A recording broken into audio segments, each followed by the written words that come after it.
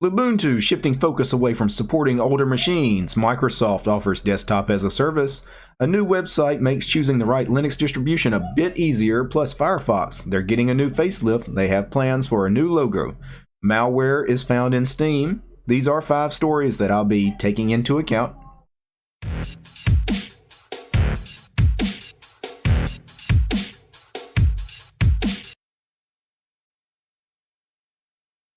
And the first story on the docket today is Lubuntu shifting focus from older PCs. Lubuntu plans on dropping 32-bit support in the very near future, possibly as soon as the upcoming release of Lubuntu 18.10 later in the year in October. It was reported over at Softpedia News.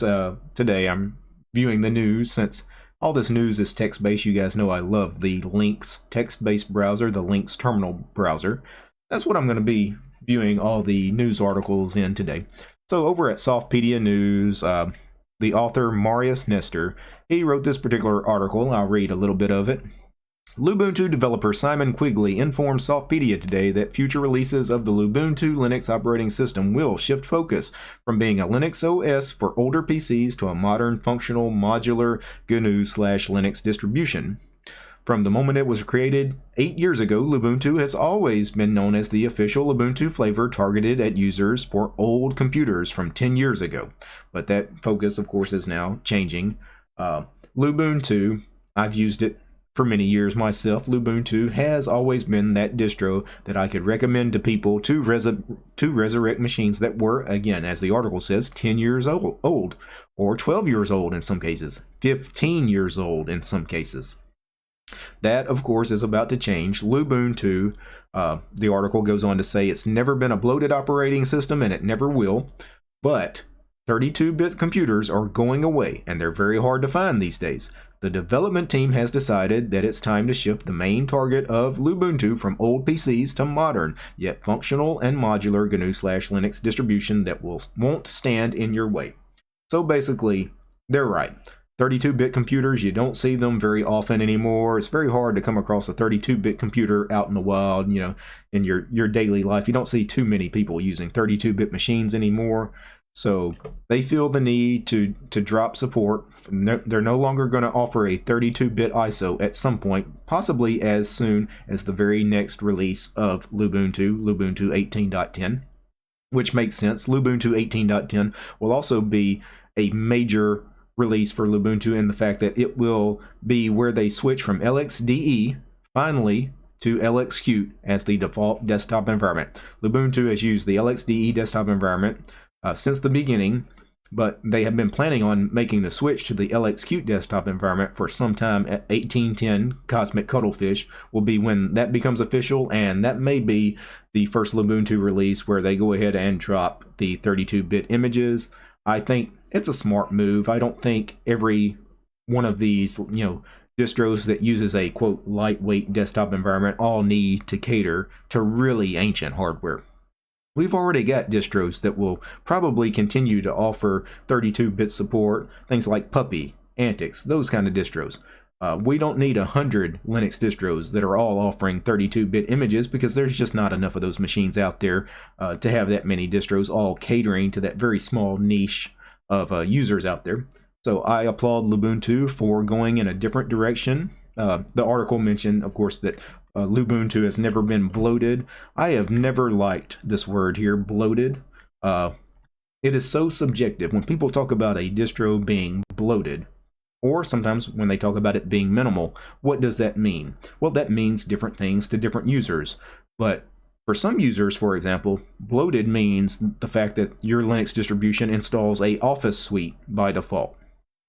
For some users, they consider that bloated. Now, for somebody like me, I do not consider a Office suite like LibreOffice being on the ISO as bloat. I actually think that is a pretty sensible decision. I think most desktop users want some kind of Office programs on the ISO anyway. For me, I don't consider something like that bloat, but I know, again, bloat means different things to different people. So I wish we would stop throwing that word around lightly. And the second story on the docket tonight, Windows has recently introduced what they're calling their Windows Managed Desktop, which will be a desktop as a service offering. Basically, you will no longer own a copy of Windows. You will rent it by the month. You will have a subscription-based Microsoft Windows. My question, of course, is will this finally spark serious interest in Linux on the desktop to the masses? It's something worth considering. Anyway, an article over at Computer World written by Stephen J. Von Nichols. Stephen J. Von Nichols is a well-known and respected Linux journalist. He writes over here, for over 30 years, we've thought of PCs primarily as Windows machines, which we owned and controlled. That's about to change forever. And this isn't about Microsoft forcing us off of Windows 7 to Windows 10 as fast as it can. This is about Microsoft abandoning the Windows platform as a conventional desktop. Excuse me. Let me resize that.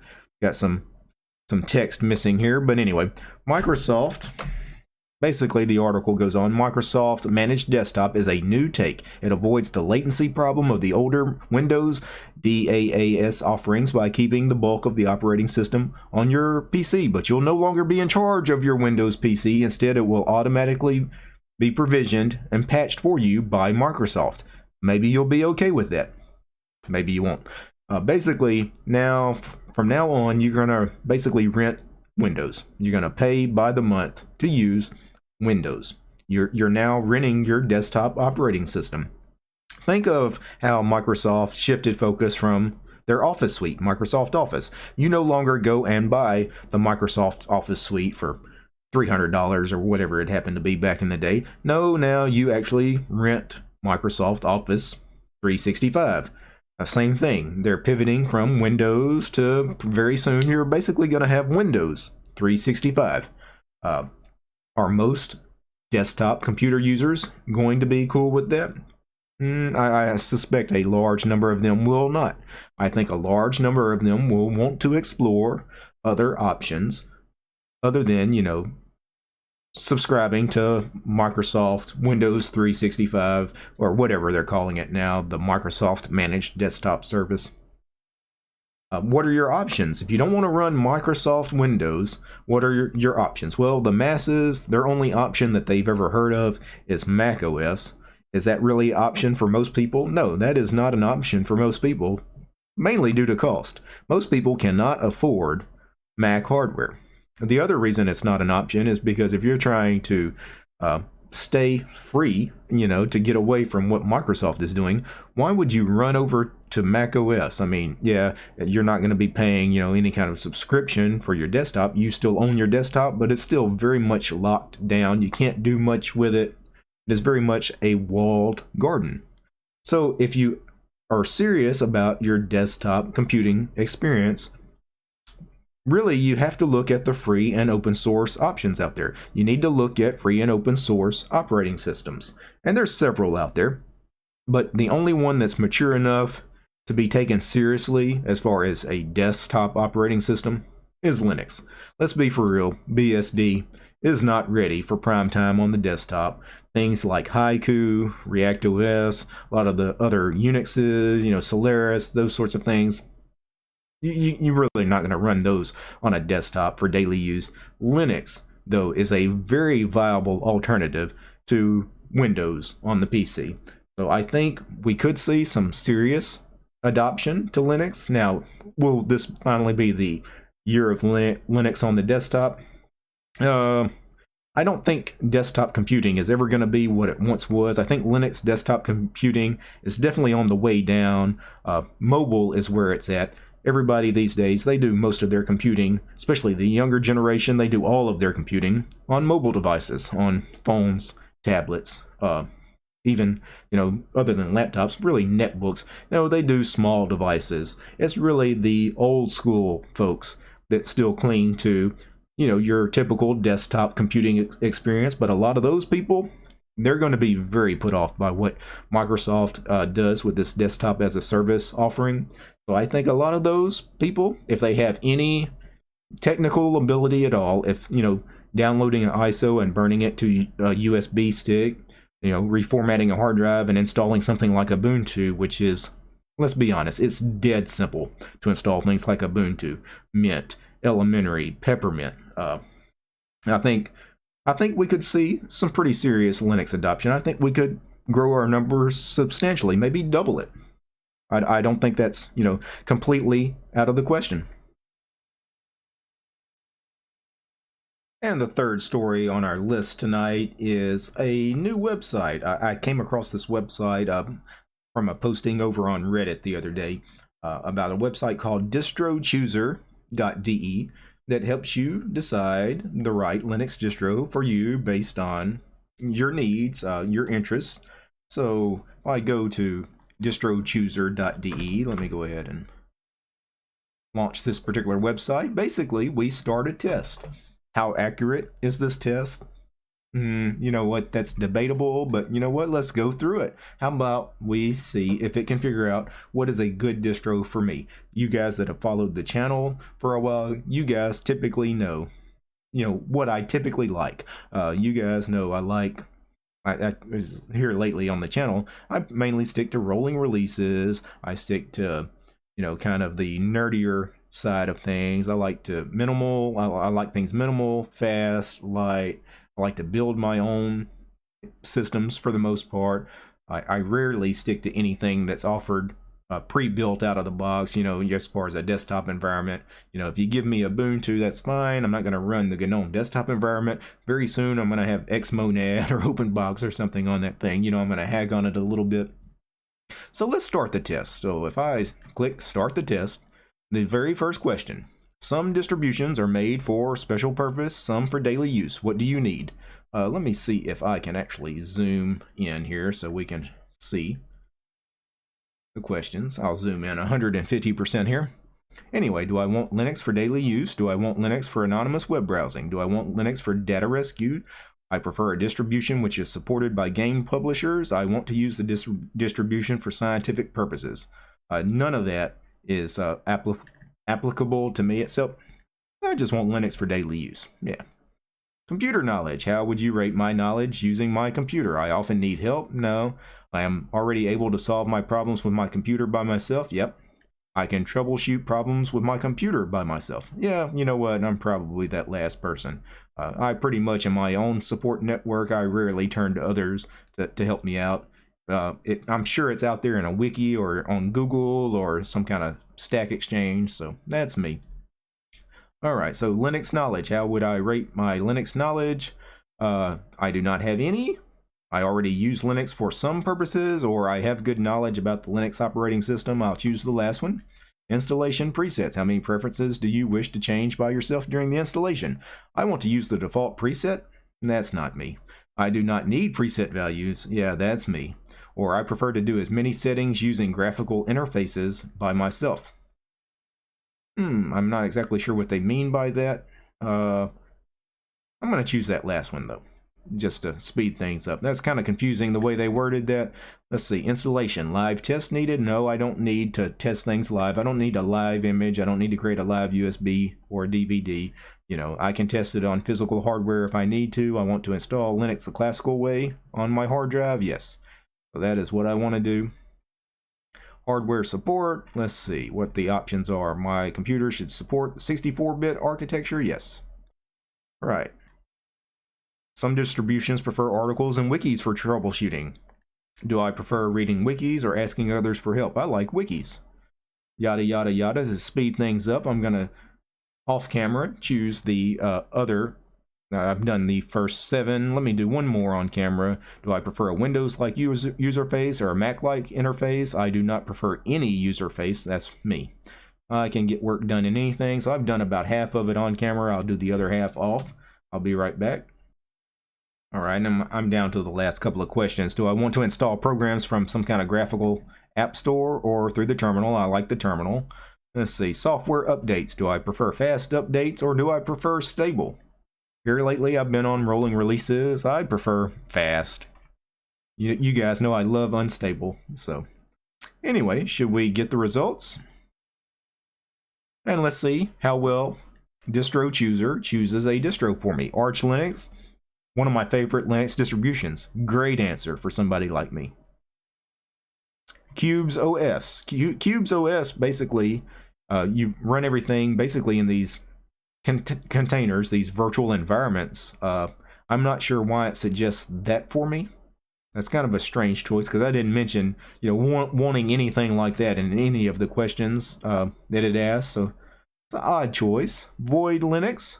Now, Void Linux, yeah, I could see me using Void Linux. It's the kind of distribution that would interest somebody like me, so that's not bad. NixOS, not really, but I can see from the answers that I gave why they may think NixOS. Devuan is a fork of Debian that does not use systemd. I'm okay with systemd. I mean, they even asked a systemd question on distro choosers on the survey. I don't hate systemd, so I'm not sure. I mean, if the main reason they're recommending Devuan to me is because it doesn't use systemd, I would much prefer to run mainline Debian, because I kind of like systemd. I don't hate it. Gentoo, yeah, Gentoo makes sense for somebody like me, especially the answers I gave. Slackware, again, makes sense. These are actually pretty good results here. Scientific Linux, nah, that's not such a good answer. CentOS, that's a strange one. CentOS, not rolling, static release, very, very stable, supported for 10 years. It's mostly used on servers. That's odd. Bedrock Linux, I've never actually heard of Bedrock, so I'm not sure what to make of that. Linux from scratch. Yeah, that's a strange one to be there. Red Hat, that's similar to CentOS. Red Hat is kind of a strange one to be there, but for the most part, not horrible results. You know what? You guys should definitely check it out and see what you think. I think it's good to have a site like that, especially one that asks so many good questions. 16 really good questions, and with several options for each question. So many times I get new users on the channel asking me, what distro should I try? You know what? I'm going to start recommending them go to this website. And the fourth story tonight is Firefox. It's getting a new look. It's getting a facelift. They're doing some, I guess, rebranding of sorts. They plan to do a redesign of the Firefox logo, and input from users is welcomed, although it is basically they appreciate your input, but it is not going to be basically open for vote to the community or anything like that. The Mozilla guys are, again, they welcome your input, but they're really not going to take it that seriously as far as what you have to say on it. But anyway, evolving the Firefox brand. Say Firefox and most people think of the web browser on their laptop, yada yada yada, but Firefox really has evolved a lot in recent years. Firefox is creating new types of browsers. They have a range of new apps, a range of new services, and instead of using like the Mozilla brand, a lot of the new stuff that Mozilla is creating, they're using basically Firefox as the brand. And this is causing a problem, is they need icons for all these different apps, services that use the Firefox name, and they don't like the old logo. There's just not enough possibilities with this particular logo as far as changing it, editing it, for a variety of different apps and services, basically. So they have come up with basically two different systems. System 1, which quite frankly I really love this new fox looking logo here. That is really modern, really sharp. System 2, very similar to the old system, except no longer with the fox circling a globe here. This was the old one, sort of. Apparently, they didn't feel like they could do as much with the old logo as what they're planning on with the new ones. And you can see, like, System 1, this, of course, would be, like, the main Firefox logo. Maybe this would be the Firefox logo for some of the browsers. This would be, for some of the other services they're offering. You see some of what they're doing with the coloring. Similar with System 2, they're again asking for community input. What do you guys like? If you like System 1, let them know. If you like System 2, let them know. But basically, this is not crowdsourcing the answer. It's not going to be put to a vote. No one is being asked to design anything for free. They're basically, wanting some feedback from the community. You can make your views known by commenting on this particular blog post, which I will link in the show's description. We will be evaluating the criteria to evaluate the work, yada, yada, yada. Anyway, the brand architecture for both systems is made up of 4 levels. It describes those 4 levels here in the article. So you have your general purpose browser icons, which look very traditional, very similar to the old Firefox logo. Then you have your singularly focused browser icons, System 1 here, System 2 here. And really both System 1 and System 2, these are beautiful icons, what they've developed so far. You have your icons for new apps and services that, you know, are going to use the Firefox branding. Anyway, pretty interesting stuff. What do you guys think? Firefox has been around forever. What do you think about some of the new icons being proposed, these new icon sets? Me personally, I love it. I think Firefox has grown stale over the years. I think, you know, with the release of some of the latest releases of Firefox, it's getting a little better. Some of the stuff they've done with Firefox Quantum, you know, all the releases since Firefox version 60 onward, been fantastic. I think the browser is getting better and better, but I do think it does need a bit of a facelift. So I love the fact that they're going to, you know, basically give it a new logo, basically a new face. You know, it's basically almost a rebranding. I mean, it's still going to be called Firefox, but in very much it's going to be just this new branding of Firefox. I think it's fantastic. I think it'll make things fresh again for them. And in the 5th story tonight, malware was found on Steam. In the Steam store, there was a game that contained some malicious code.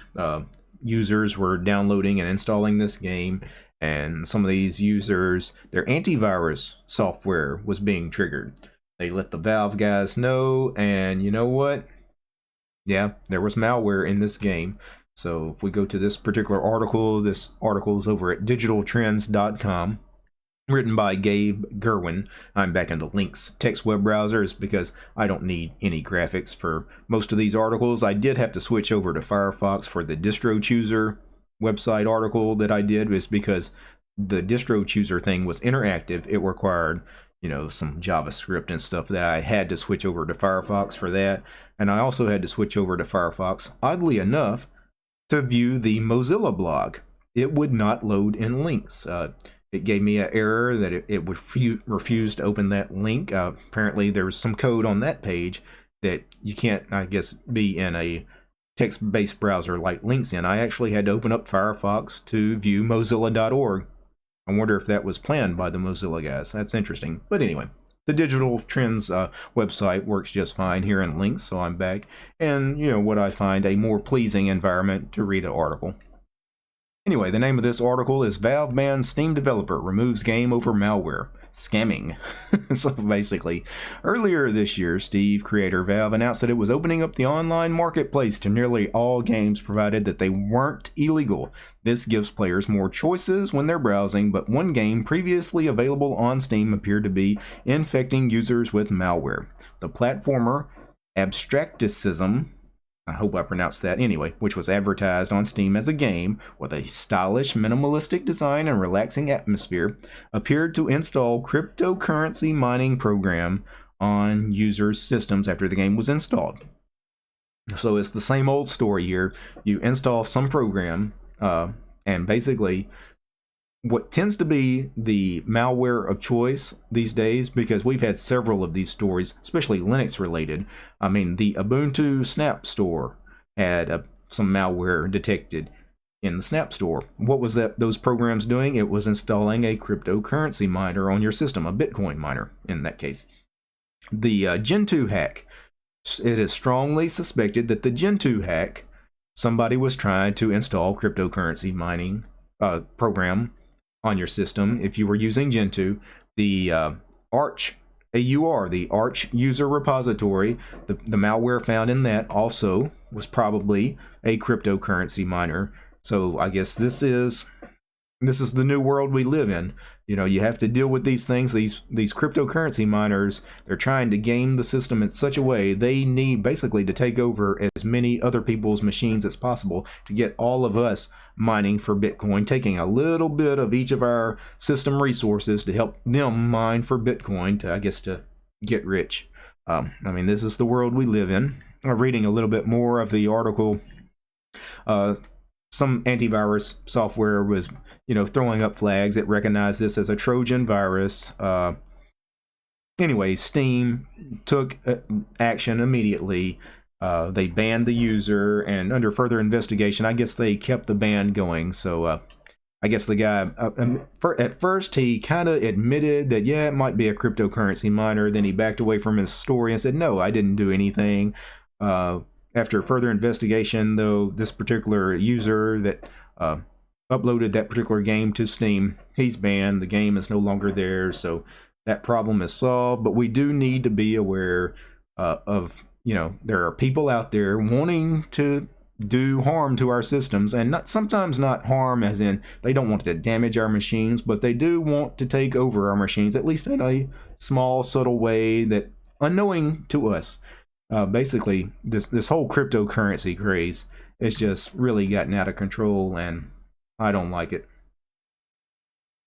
And that was the fifth and final story here for tonight's episode of Taking Into Account. This is, of course, episode 2, but you know what? One of the things I would like to do in this basically new show format for Taking Into Account is, other than the 5 main stories, I do want to do some user feedback. You know, I want to do, you know, viewer question comments, that sort of thing. It's not something I mentioned in the first episode of this last week, but I did want to share a question I got on Mastodon. You guys know I love Mastodon. The link to my Mastodon account will be in the show description. If you're not signed up on Mastodon, sign up over there. I hang out on Mastodon a lot. It's become my social media platform of choice.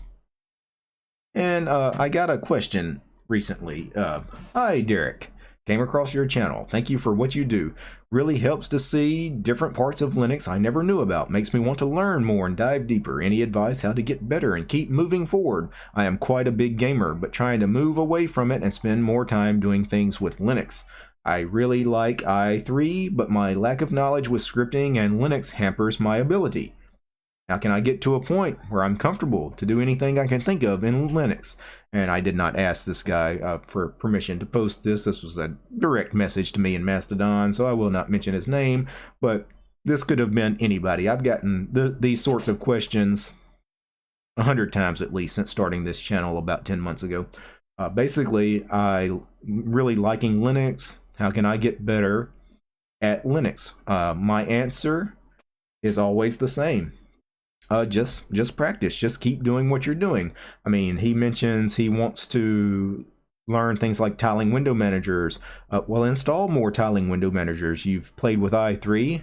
Have you taken a look at Awesome? Have you taken a look at Qtile, Xmonad, BSPWM, Herbst-Luft-WM? I mean, there's dozens of those tiling window managers. If scripting, if programming, you know, hampers your ability playing with those tiling window managers, and programming and scripting interest you, if that's like a serious interest. This is not really a serious interest of mine. I don't consider myself a programmer. I know enough programming to be dangerous, but if that interests you in a serious way, there are websites, there are basically online academy kind of courses that you can go through. Some of them are paid courses, you know, some professional courses where you can go, you know, learn these things. But you know, there's a lot of good free websites out there, interactive websites that will teach you the basics of programming in Python, or learning, you know, bash scripting, you know, playing with regular expressions, that sort of thing.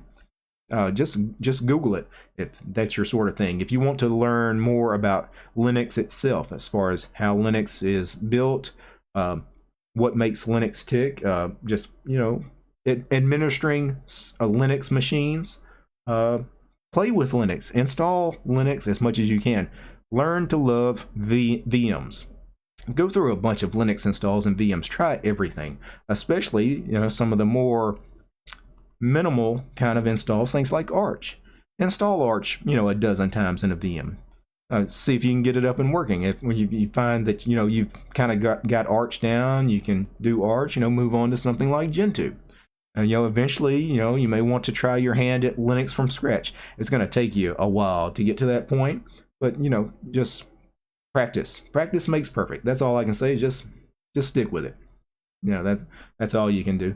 One thing I will mention is I came across this the other day, and I thought this would have been a great answer for this guy too. I actually did not answer with this, but I came across overthewire.org/wargames. I'm going to link to this site in the show's description. I had never heard of this, and this is amazing.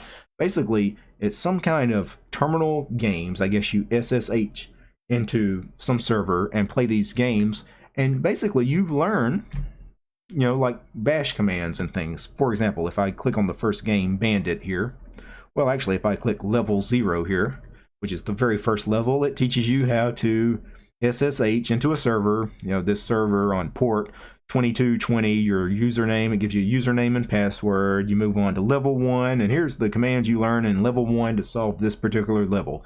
You're going to have to use things like ls, cd, cat, file, du, find, and of course you move through all the way to level 30 something, level 33, level 34, anyway.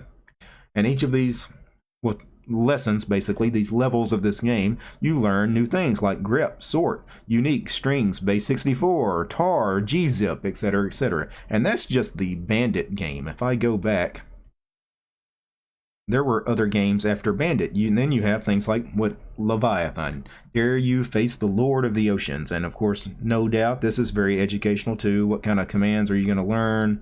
Well, there's nothing for Leviathan. Maybe they haven't created that one yet. But anyway, I'm going to link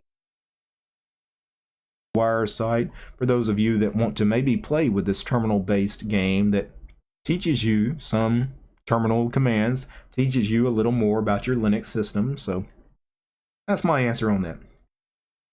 Anyway, taking into account this was episode 2.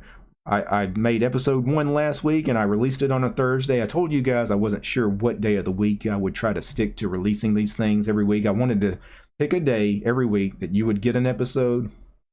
I just happened to release last week's episode on Thursday, but I got a lot of positive feedback from you guys saying Thursday's great, because you know what, there's kind of a time slot on Thursday night that used to be filled by something else that's not really filled now. Some of you guys know what that might be, and a lot of you guys say, hey, you know what, why don't you take that Thursday night slot that we used to get? We used to get a great Linux YouTube show every Thursday night, taking into account kind of fits in that slot. So you know what, I think that's what we'll do. I'm going to try to stick to every Thursday, not every Thursday night, but sometime Thursday, maybe early afternoon, it may be in the morning. It depends on my schedule when it will release, but I will try to release it every Thursday, sometime Thursday. So start looking for taking into account every Thursday. Before I go, of course, I do need to give a special thanks to my patrons, my Patreon supporters, and of course I'm talking about Ansem, David Carlos, Chuck, Daniel, Brian, Leroy, K. Ron, Mr. Neely Pops, Bart, Robert, Marcus, Dan, Mr. Smarty Pants, Swami, Ben, Hume, Keith, Dan, Mr. GFY, Michael, Tony, Bruno, David, Silvio, Omar, John, Carl, Greg, Christian, Rob, Matt, Mark, Tiedemann, First Stephen, Second Stephen, Third Stephen, Eduardo, Alex, Jake, Benjamin, Marcus, Interceptor, First Paul, Second Paul, Alan, Katrina, Voice Love, Matthias, John, and to Bella. You guys rock. You guys help make this show possible. Peace, guys.